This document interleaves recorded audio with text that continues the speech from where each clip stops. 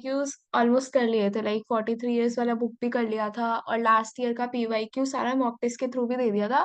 तो I was pretty confident कि हाँ मैं कर लूंगी। और एडवांस में ना मेरा स्ट्रैटेजी यही था कि +4 - 2 वाले क्वेश्चन सबसे लास्ट में करने हैं। बिकॉज उन क्वेश्चंस में तुम्हें अच्छे से सोचना पड़ता है, ठीक है। उसमें अगर तुम एक भी ऑप्शंस गलत कर दोगे तो तुम्हारे 6 नंबर चले जाएंगे, लाइक -4 तो होगा, पर जो तुम्हें प्लस मिलने वाले थे मतलब वो भी चले जाएंगे, मतलब -2 होगा और जो +4 मिलने वाले थे वो भी चले जाएंगे। तो मेरा स्ट्रैटेजी यही था कि जो +4 - 2 वाले क्वेश्चंस होंगे हर सब्जेक्ट के लास्ट में ही अटेम्प्ट करूंगी मैं, ठीक है। तो उस क्वेश्चंस को मैं लास्ट में अटेम्प्ट करती थी। तो सबसे पहले मैंने अटेम्प्ट करा था मैच द फॉलोइंग, मेरे में कोई था नहीं। तो जो इंटीजर वाले क्वेश्चंस थे जिसमें नेगेटिव मार्किंग 0 था और नंबर 3 मिल रहे थे कुछ, तो उसमें से मैंने लाइक क्वेश्चन पढ़ा और मेरे को लगा कि अगर ये मेरे से हो जाएगा तो मैं उसी टाइम पे वो क्वेश्चन कर लिया था। और अगर मुझे लगता था कि ऐसा क्वेश्चन है कि मैं बाद में अटेम्प्ट करूंगी, like I am not very sure कि मेरे से ये क्वेश्चन होगा नहीं होगा, तो मैं अब जिस पेपर पे मैं कर लेती थी वहां पे एक डब्बा बना के मैं क्वेश्चन लिख देती थी केमिस्ट्री में, कि केमिस्ट्री में ये सेक्शन में ये वाला क्वेश्चन प्रायोरिटी 2 का है, कि अगर मेरे पास आखिर में टाइम है तो ही मैं ये क्वेश्चन छेड़ूंगी, अदरवाइज मैं अपना टाइम वेस्ट नहीं करूंगी। और एडवांस में ऐसा होता है कि क्वेश्चन पढ़ के तुम्हें समझ आ जाता है कि भाई तेरे से होगा कि नहीं होगा।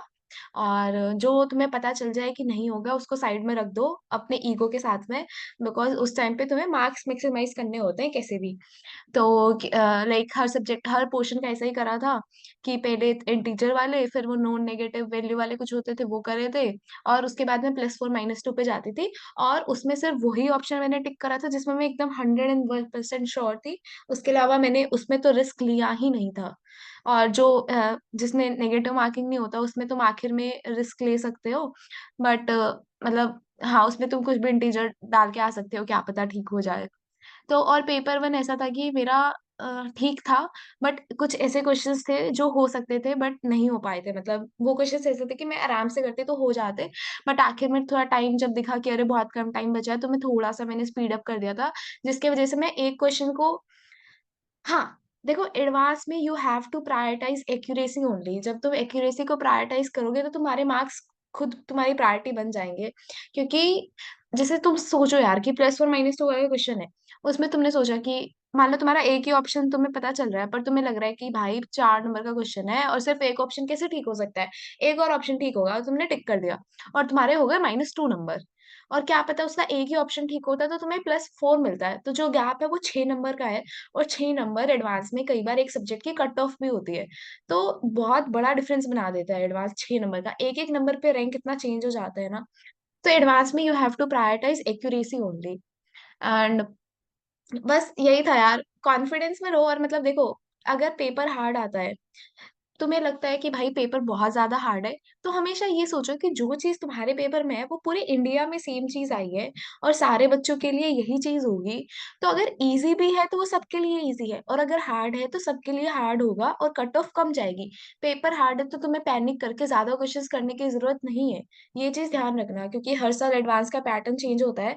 जब मैंने 22 में एग्जाम दिया था, मैं बताती हूँ मेरा 22 में क्या हुआ था। मेरे को तो पता था मेरा एडवांस नहीं होगा, बिकॉज मैंने कभी एडवांस की तैयारी नहीं करी थी 11th में। तो और मतलब मेरा मेंस 98.4 कुछ था। तो आई वाज लाइक ठीक है एडवांस दे के देख लेती हूँ क्या होता है क्या नहीं। तो मतलब एडवांस दिया, और मतलब ऐसा था कि मेरे को पता है भाई होना तो है नहीं, तो फालतू क्यों क्यों ही अटेम्प्ट करना है, तो जो मेरे को आता था बस मैं अटेम्प्ट करके आई थी और आई वाज लाइक होना तो है नहीं।